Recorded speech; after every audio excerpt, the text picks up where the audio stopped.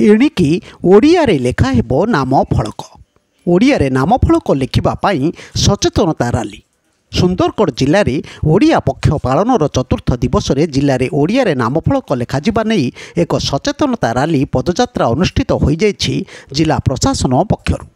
ଏହି ଅବସରରେ ସୁନ୍ଦରଗଡ଼ଠାରେ ଡିଆର୍ଟିଏ ଛକଠାରେ ଆୟୋଜିତ କାର୍ଯ୍ୟକ୍ରମରେ ଜିଲ୍ଲାପାଳ ଶ୍ରୀ ମନୋଜ ମହାଜନ, ମୁଖ୍ୟ ଉନ୍ନୟନ ଅଧିକାରୀ ତଥା ନିର୍ବାହୀ ଅଧିକାରୀ ଶ୍ରୀ ସୁରଞ୍ଜନ ସାହୁ ଯୋଗଦେଇ ସଚେତନତା ପଦଯାତ୍ରା ଆରମ୍ଭ କରିଥିଲେ।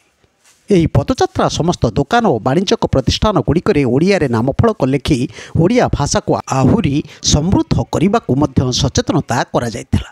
ସେହିଭଳି ଦୋକାନ ଓ ବ୍ୟବସାୟିକ ପ୍ରତିଷ୍ଠାନମାନଙ୍କରେ ଓଡ଼ିଆରେ ନାମଫଳକ ସମ୍ବନ୍ଧିତ ଓଡ଼ିଶା ସରକାରଙ୍କ ଅଧିନିୟମର କାର୍ଯ୍ୟାନ୍ୱୟନ ଏବଂ ଏହି ନିୟମର ଖିଲାପ କଲେ ଜରିମାନା ବ୍ୟବସ୍ଥା ସମ୍ପର୍କରେ ମଧ୍ୟ ସଚେତନତା କରାଯାଇଥିଲା। ଏହି ଶୋଭାଯାତ୍ରାରେ ପୌରପାଳିକାର ନିର୍ବାହୀ ଅଧିକାରୀ ଶ୍ରୀ ବିକାଶ ମୁଣ୍ଡାରୀ, ସହକାରୀ ଶ୍ରମ ଅଧିକାରୀ ଗୌରହରି ତାଣ୍ଡି, ସୁନ୍ଦରଗଡ଼ର ଅନ୍ୟାନ୍ୟ କର୍ମଚାରୀ, ସ୍ୱେଚ୍ଛାସେବୀ ଅନୁଷ୍ଠାନ, ବାଣିଜ୍ୟ ପ୍ରତିଷ୍ଠାନର କର୍ମକର୍ତ୍ତାମାନେ ପ୍ରମୁଖ ଅଂଶଗ୍ରହଣ କରିଥିଲେ।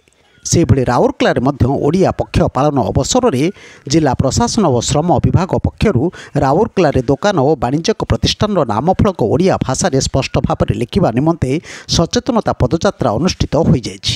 ଏହି ପଦଯାତ୍ରାକୁ ମାନ୍ୟବର ବିଧାୟକ ରାଉରକେଲା ଶ୍ରୀଯୁକ୍ତ ଶାରଦା ପ୍ରସାଦ ନାୟକ ପତାକା ଦେଖାଇ ଶୁଭାରମ୍ଭ କରିଥିଲେ।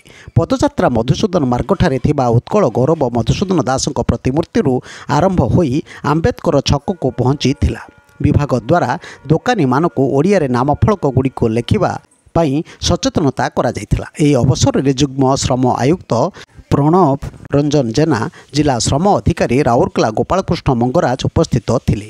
ଏହି ଶୋଭାଯାତ୍ରାରେ ରାଉରକେଲା ଆର୍ଏମ୍ସି, ଶ୍ରମ ବିଭାଗ ତଥା ଅନ୍ୟାନ୍ୟ ବିଭାଗର କର୍ମଚାରୀ, ସ୍ଥାନୀୟ ସ୍ୱେଚ୍ଛାସେବୀ ଅନୁଷ୍ଠାନ, ଦୋକାନ ଓ ବାଣିଜ୍ୟ ପ୍ରତିଷ୍ଠାନର କର୍ମକର୍ତ୍ତା ଅଂଶଗ୍ରହଣ କରିଥିଲେ। ବ୍ୟୁରୋ ନ୍ୟୁଜ୍ ଓଡ଼ିଶା କଥା। ଓଡ଼ିଶା କଥା ୟୁଟ୍ୟୁବ୍ ଚ୍ୟାନେଲଟିକୁ ଆପଣମାନେ ଦେଖୁଛନ୍ତି, ମତାମତ ଦିଅନ୍ତୁ, ଲାଇକ୍ କରନ୍ତୁ, ସବସ୍କ୍ରାଇବ୍ କରନ୍ତୁ ଓ ସେୟାର ମଧ୍ୟ କରନ୍ତୁ।